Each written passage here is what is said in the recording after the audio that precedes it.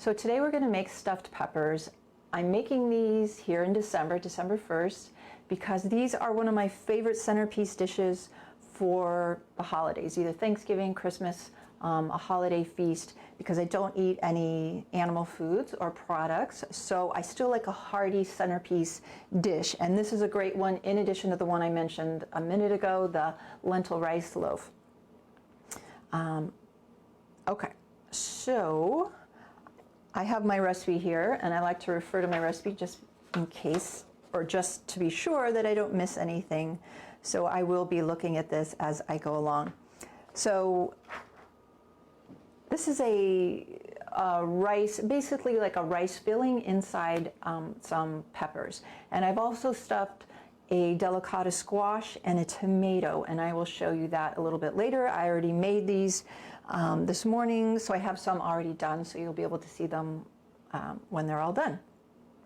But the first step is to get the rice ready. Oh, and I should move my book out of the way. This is my cookbook, Straight Up Food. If you're interested in more recipes by me, this is on Amazon, it's on my website, it's digital, it's hardback, it's got lots of nice pictures, it lays flat. This is a newer recipe, so it's not in the cookbook. All right, so I'll set that aside. So this is the wild rice, and these are two different kinds of wild rice that I have used for this.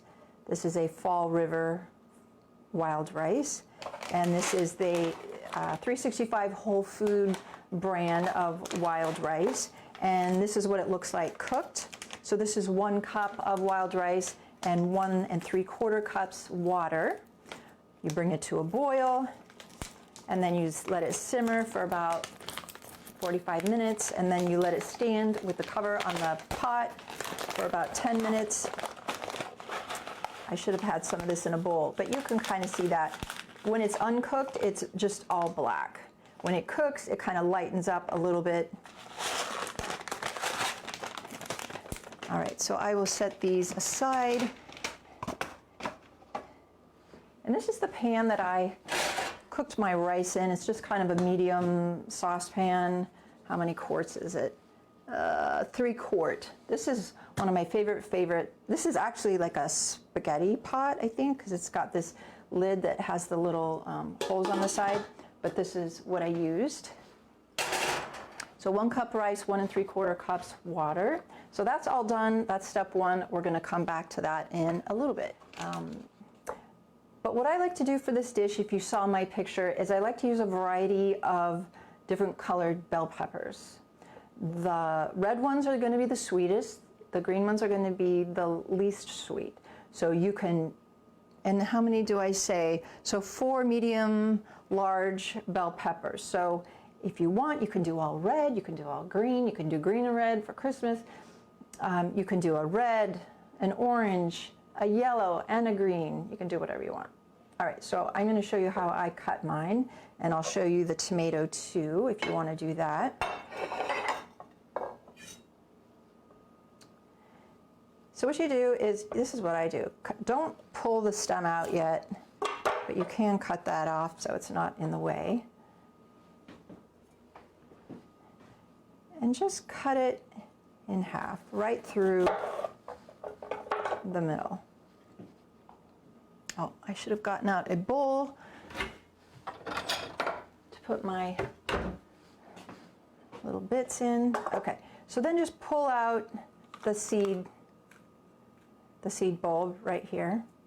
I didn't want you to take that out first because I want to try to maintain the integrity of this little wall right here, because we're trying to create a bowl out of this. So just take out the membranes inside, and bell peppers are ideal for this because they're so roomy in here, as opposed to like a typical size, like a tomato's pretty roomy, but not quite as roomy as this. A zucchini can be roomy if they're nice and big, but these are just perfect. All right, so take out all the stuff on the inside that you can grab. Also, if there's any stuff around the edges that you want to kind of clean up with your knife, and you're a little perfectionist like me, you can do that as well. If it's too white around here, you can kind of cut some of that off. This one actually looks pretty good. Okay, so that's the bell pepper.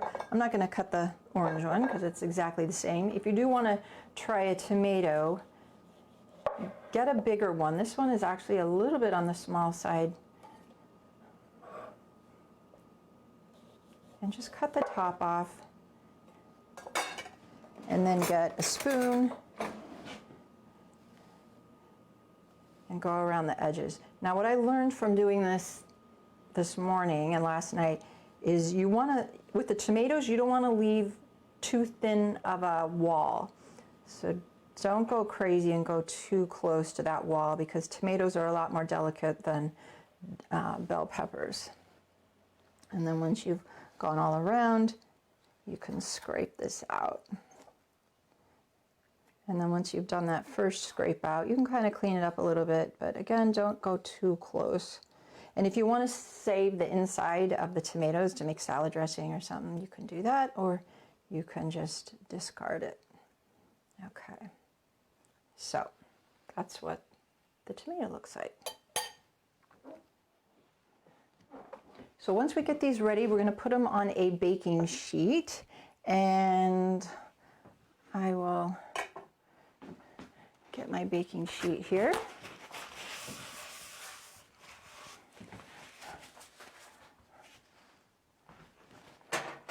Or you can use a casserole dish, doesn't really matter. You can line this with a silicone baking mat, or you can put in some parchment paper. If you're not used to using parchment paper, this is what it looks like, one brand anyway, and you can find this near the aluminum foil or the saran wrap, and it's great because nothing sticks to it. You don't have to use oil on your pan. I don't use oil at all in my cooking, so this is too big of a piece, but just cut off a piece. If it's too curly, put it upside down in your pan. And we're gonna have 8 if you follow the recipe as written on here. And then we're gonna put these in the oven at 375 for about, 15 minutes. And let's see, you can put them face up, you can put them face down, it doesn't really matter. Some recipes that do stuffed peppers don't have you pre-cook the peppers, but I find that then you have a kind of a tougher pepper when you're eating it, and I don't want that. I want a nice, soft bell pepper. Oh, actually, I'm just remembering, with the tomato, I don't think you need to pre-cook it, so just hold that one out. And if you want to do the tomato, just put the stuffing in and we'll cook it the second time they go in. But this one we do want to pre-cook, so we'll just put that in the oven at 375 for 15 minutes. Now if you're doing a delicata squash or a different kind of squash, you might want to pre-cook that a little bit longer. Maybe just pierce it with a knife or fork to make sure it's getting tender. It is going to be going back into the oven, just like a tablespoon or 2. The reason I do this is because I don't use oil, but I don't want to leave the pan with nothing in it. If you'd rather use some vegetable stock, you can do that too. I don't use any salt in my cooking. I don't add salt. But I find after all the vegetables and the dried herbs and spices and everything come together and cook, it's just really wonderful and flavorful, so I don't really need to add salt. But if you want to, that's up to you. All right, so this is a step. So I'm adding about 6 chopped up mushrooms here. I like these kind of in these small pieces. So I cut each mushroom in half and then I turn it, and then you could chop them even smaller than that if you want. I'm using cremini mushrooms, and I'll show you a whole one in a sec. 2 ribs of celery. Again, I cut it lengthwise and then across so they'd be on the smaller side. I mean, we have a small space to fill our tomato, our bell pepper, or whatever, so we don't want the chunks super big. And then this is 1 yellow onion, about 2 cups. You can use a white onion, you can use a red onion, doesn't really matter. Okay.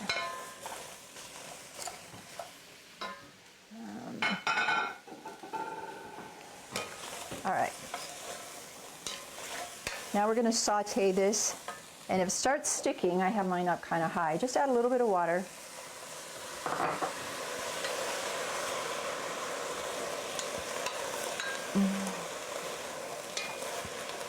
And this is called sautéing, which just means stirring while cooking on high heat.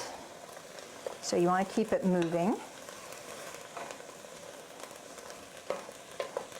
If you have it on a lower heat, you don't have to be so attentive to it, but the idea is to just give it high heat quickly, and that will help the onions mellow out. It'll bring out the sweetness in the onions, it'll bring out the sweetness in the celery, soften everything up, because if we were just to stuff our bell pepper with unsauteed veggies, they would not soften up in the oven baking. So we do have to do this step so things soften up. If you're a person that doesn't like mushrooms, you can leave them out. I've never tried that, but I think it would be fine. Leave them out, put in something else that you like zucchini, or what else would be good? I don't know, some other vegetable that you like. And put in some greens. You could put in, I don't know. But I know there's people out there who don't like mushrooms. I love mushrooms, so I'm always trying to get them in things. Oh, this smells so good. Okay.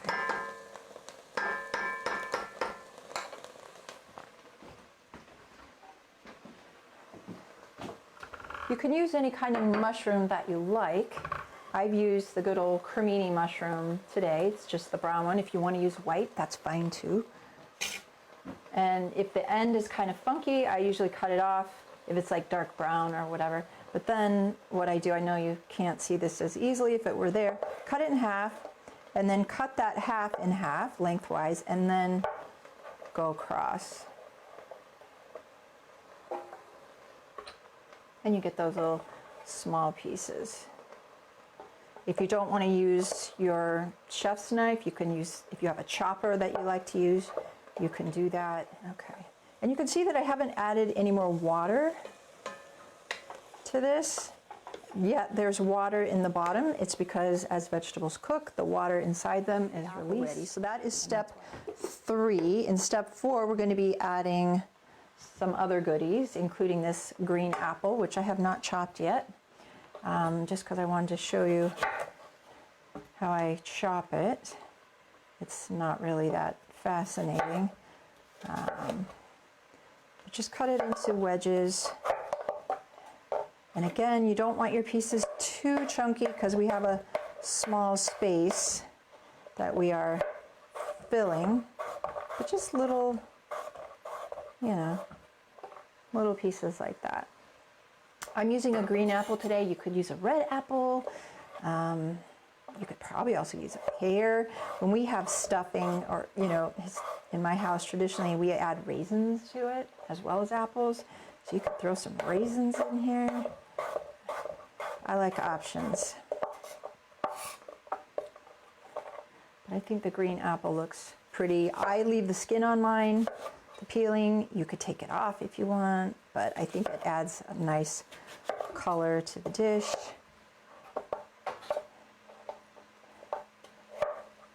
There's so many different kinds of apples in the store right now. It seems this time of year all the special varieties come out. You could use 2 different kinds of apples. All right. So in step 4, which is the next step, we're going to add these apples and some other things. So just about done here. All right. Excuse me. So now we're just going to put all these in there so they can start to soften up a bit.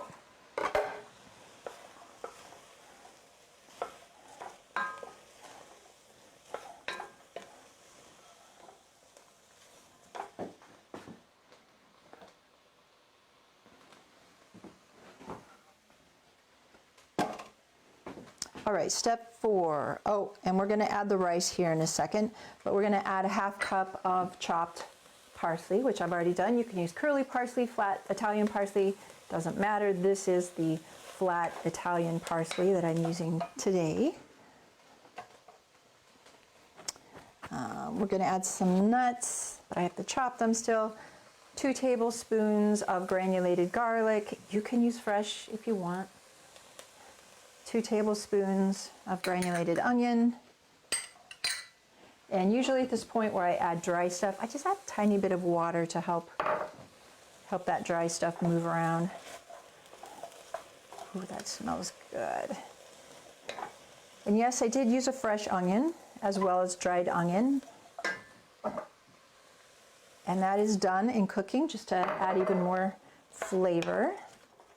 If you have other spices that you'd like to throw in, maybe some poultry seasoning or something else that's a favorite of yours, you can certainly do that.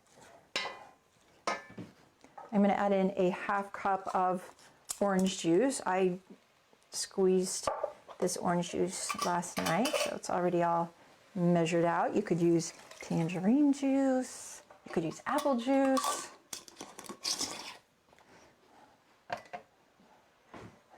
And then this is 2 tablespoons of fresh thyme leaves. And if you didn't have thyme leaves, you could use one of those other fresh herbs that are commonly used in holiday cooking, like oregano. You could use basil. What am I missing? Thyme, oregano, rosemary. That's the one I was missing. You could put rosemary in there. Just crank this up a little bit. I think I'm running out of stuff in my can there, my butane. Okay. So we've got that, and then we're going to put in, this is optional, if you don't do nuts, you can skip this part, but I like a 1/2 cup of walnuts or pecans, which are often used in holiday cooking. So I'm going to chop these right now just to kind of show you the size of nut. You don't want it too small, so you can't get that nice chunky texture. You don't want it so big either, so just, we call this roughly chopped. And this is a great use of your chef's knife, and this would probably also be a great use of this little chopping tool. Or you can buy pre-chopped. I used pecans in the lentil rice loaf, so I thought I'd use walnuts in this. Okay. I'll just go back and forth, regather it up. Okay.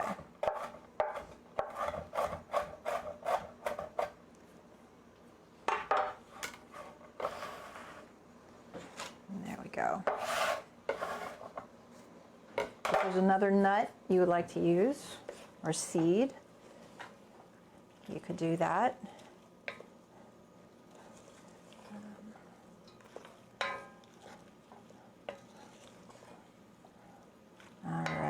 Let me double check my recipe here. Thyme, juice, pecans, parsley, apple. Okay, I think we have everything in there, and that was step 4, the beginning of step 4. Oh, the rice. I would have figured that out eventually. All right, so we're going to go ahead and add our rice in there as well. That's why it was looking kind of soupy, because I hadn't added my rice. And I also want to mention, you don't have to use wild rice. You could use a long grain or a short grain brown rice. You could use a wild rice blend. But wild rice is very holiday cooking, so that's why I use that. You know, when I was first testing this recipe, I accidentally got black rice, which looks like wild rice, but it's a little bit different. When it cooks, it stays completely black. And I'm not a fan of the 100% black rice. You could use that, but make sure your package says wild rice on it, if that's what you want. Okay.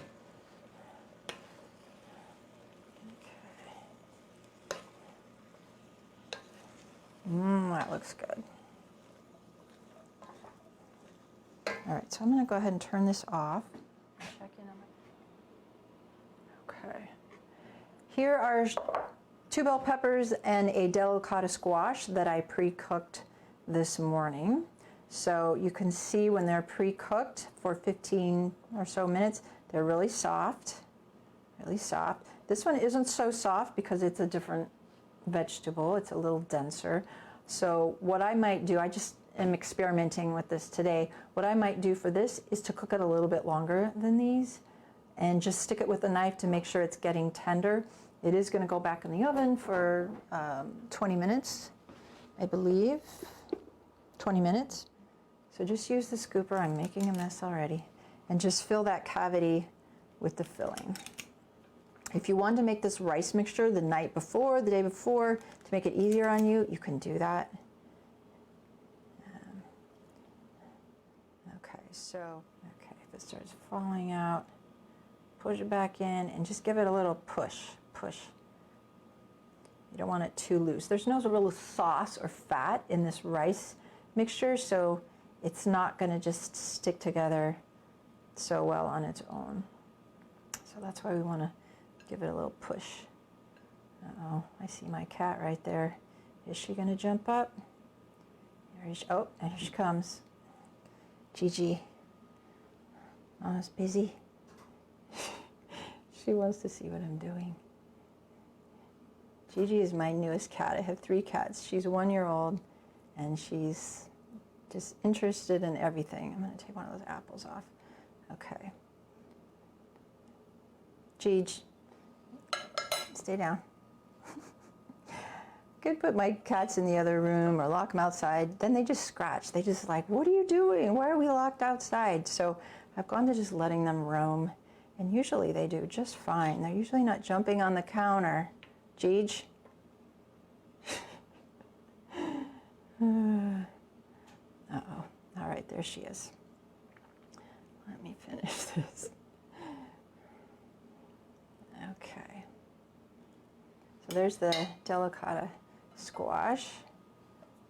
Let me get the cat. All right, come on, get down. Da, da. Oh, da. Oh, okay, stay down. All right, and then we'll go ahead and do the green one as well. All right, so now at this point, we put this in the oven, uncovered, on the baking tray for 20 minutes or so, and you can check it, you know, you can take it out, especially this one, and just poke it, maybe not poke it right on top, but poke it on the side to see if it's tender enough. I bake these uncovered. They're a little crusty on top. They're still kind of loose, you know. You can see the tomato got pretty done there, and it even started kind of cracking on this side. So again, make sure you don't stuff it too much and leave enough wall so it doesn't fall apart. And then if you want to serve these with a little bit of, you know, thyme leaf on top, you could do that, or some grated nuts, or what else could you put on top? Yeah, or you could, you know, pick the thyme leaves off and sprinkle them on top as well. So you can see that the bell pepper is nice and soft. And, you know, when someone takes their first bite, it's going to get a little, it's going to fall out a little bit, but that is okay. All right, you guys, that is it. You could probably even do like a small kabocha squash or an acorn squash and, you know, make a bigger one. But you'd have to figure out how long to pre-cook the squash bowl first before you put this stuff in. So many possibilities. All right, so we're done for today, and I hope to see you next Tuesday at the same time, and get on my newsletter from my website if you want to know what's coming up for the classes for the month. And next, 2 Tuesdays from today, I'll be making scalloped potatoes with no cheese, no milk, no butter, no salt. Sound weird? Sound like it wouldn't taste good? It's gonna taste great.